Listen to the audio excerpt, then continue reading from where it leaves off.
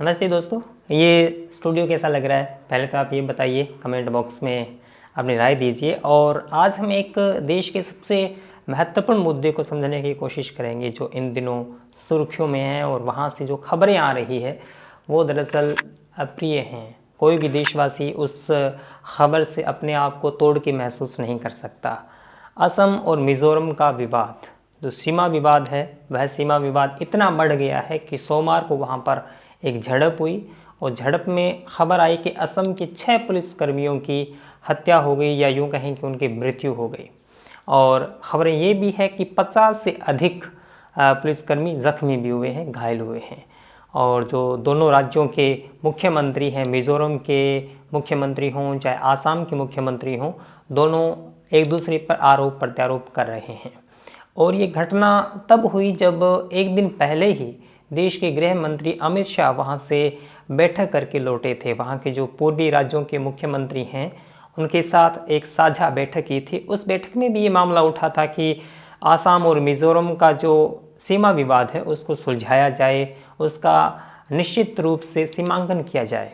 लेकिन यह विवाद काफ़ी बढ़ गया है, और पिछले बरस अक्टूबर में भी इस तरह की झड़पों की खबर आई थी, और इस साल तो हिंसक हो गई है।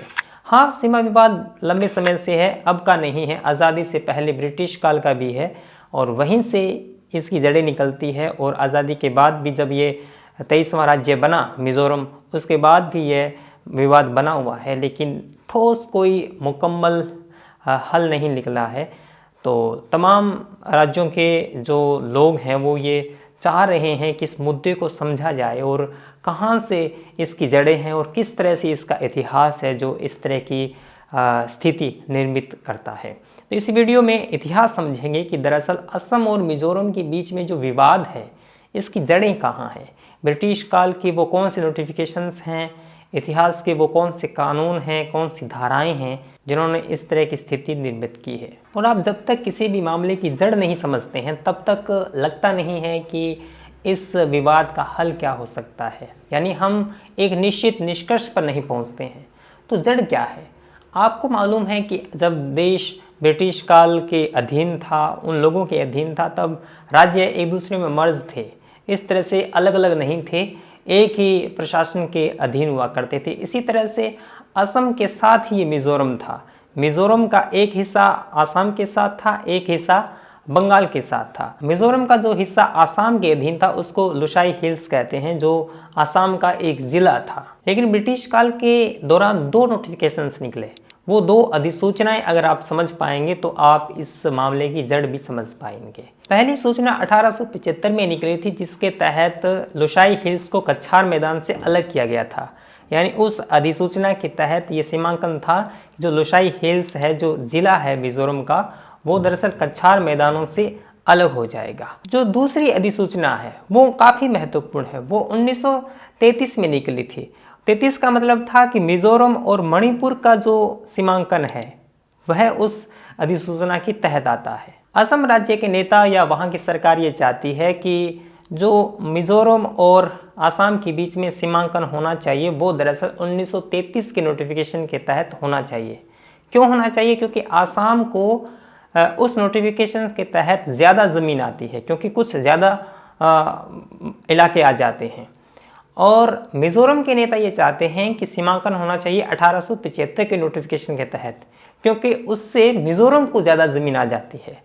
तो मोटा मोटी लबोलुआब ये है कि दोनों राज्यों के बीच में ये ज़मीन का विवाद है, और ज़मीन का विवाद इस तरह से विवादित बना हुआ है क्योंकि हर राज्य के नेता, वहाँ के लोग चाहते हैं कि हमारे हिस्से में ज़्यादा ज़मीन आ जाए। तो असम की सरकार 1933 के नोटिफिकेशन को स्वीकार करती है, और मिज़ोरम की सरकार 1875 के नोटिफिकेशन को स्वीकार करती है। और आज़ादी के बाद 21 जनवरी 1972 को मिज़ोरम एक केंद्र शासित प्रदेश बना। उसके बाद 1976 में एक संधि हुई थी, उसके तहत एक स्वतंत्र राज्य बनना था, और 20 फरवरी 1987 को 23वें राज्य के रूप में मिज़ोरम को दर्जा दे दिया गया।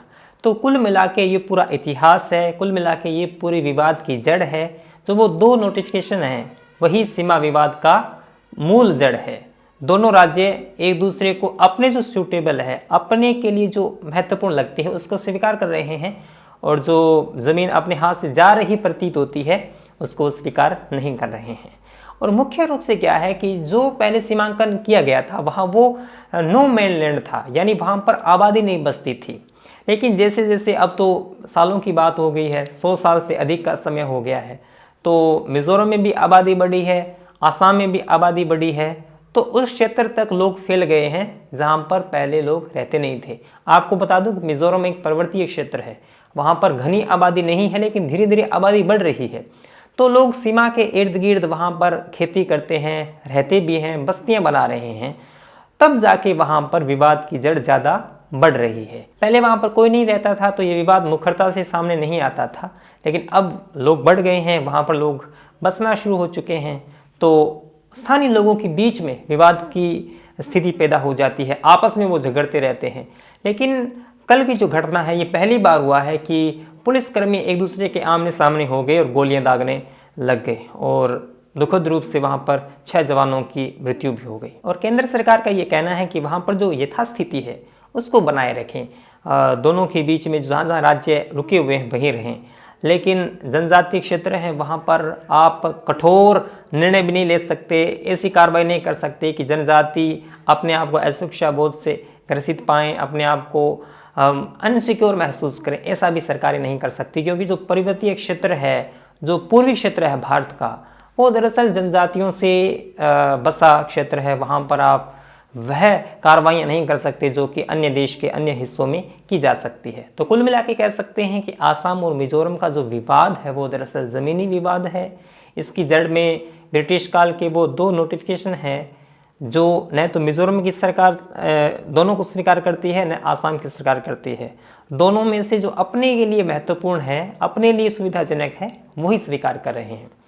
तो यह वीडियो आपको कैसा लगा ज़रूर बताएं। मुझे आप सपोर्ट कर सकते हैं पेटीएम, पेपाल, फ़ोनपे पे। अगर आपको मेरा काम बढ़िया लगता है, नहीं लगता है तो आप स्वतंत्र हैं, नहीं करें, कोई दिक्कत नहीं है।